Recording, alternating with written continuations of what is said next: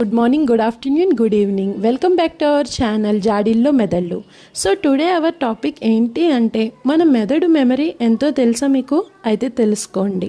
Okay, సరే ఇప్పుడైతే టాపిక్లోకి వెళ్ళిపోదాం. మన మెదడు మెమరీ చిప్ లాంటిది. డేటాను నిల్వ చేసే శక్తి అపరిమితంగా ఉంటుందంట.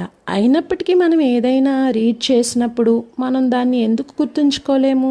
ఈ సమస్య కేవలం విద్యార్థులదే కాదు, అన్ని వయసుల వారికి ఉంటుంది. ఎంతమంది వ్యక్తులు డజన్ కొద్దీ ఉచ్చారణలను, స్ఫూర్తిదాయకమైన కథలను గుర్తుంచుకుంటాము? ఏదైనా మంచిగా చెప్పడానికి అవకాశం వచ్చినప్పుడు ఎంతమంది వ్యక్తులు జ్ఞాపకాల విధుల్లో తిరుగుతూ ఉంటారు? మీకు కూడా ఇదే జరిగితే ఇదిగో పరిష్కారం. మనస్సు పదునుగా చురుకుగా ఉండాలంటే పుస్తకాలు, వార్తాపత్రికలు చదవడం చాలా ఇంపార్టెంట్. అయితే మీరు చదువుతున్న దాన్ని మనసు గ్రహిస్తోందా? మీరు ఇప్పుడే చదువుతున్నారు, కానీ అసలు మీ మెదడు మెమరీలో ఏమి రికార్డు కావడం లేదు. ఇది చాలామందికి జరుగుతుంది, కానీ కొంతమంది చదివిన వాటిని చాలా కాలం పాటు గుర్తుంచుకోగలరు. అయితే కొంతమందికి ఇది కష్టం. అతనికి ఈ పుస్తకం పేరు కానీ ఏ భాగం కానీ గుర్తులేదు. అటువంటి పరిస్థితుల్లో ఈ సమస్య మీద మాత్రమే అని పేరు మీరు అనుకుంటే అది అస్సలు కాదు. శాస్త్రవేత్తల ప్రకారం మానవ మెదడు జ్ఞాపక శక్తి 1 టెరాబైట్ నుండి 2.5 పెటాబైట్ వరకు ఉంటుందంట. 1 టెరాబైట్ సుమారుగా 1024 జిగాబైట్లకు సమానం. 1 పెటాబైట్ 1024 టెరాబైట్లకు సమానం. మన మెదడులో డేటా నిల్వ చేసే సామర్థ్యం అపరిమితంగా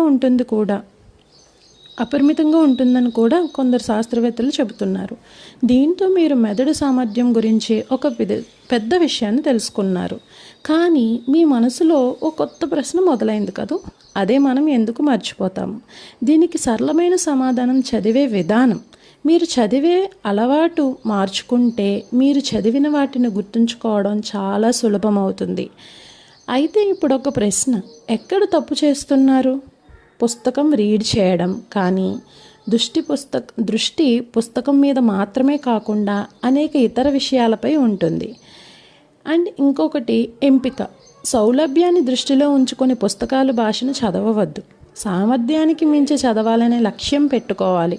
పదాల అర్థాన్ని తెలుసుకోవడానికి ప్రయత్నించవద్దు, కానీ వాటిని విస్మరించి మరింత చదవండి. చదవడానికి 2 మార్గాలు ఉన్నాయి. యాక్టివ్, ప్యాసివ్ రీడింగ్ అంటే చురుకైన, నిష్క్రియాత్మకంగా చదవడం. ఇలా ఆలోచించండి. ఒక విషయాన్ని జాగ్రత్తగా అధ్యయనం చేయండి, కానీ ఒక పదం లేదా లైన్ అర్థం కానప్పుడు దాన్ని మళ్ళీ చదవడం ద్వారా అర్థం చేసుకోవడానికి ప్రయత్నించండి. ఈ విధంగా పదే పదే పునరావృతం చేయడం ద్వారా గుర్తుంచుకోగలం.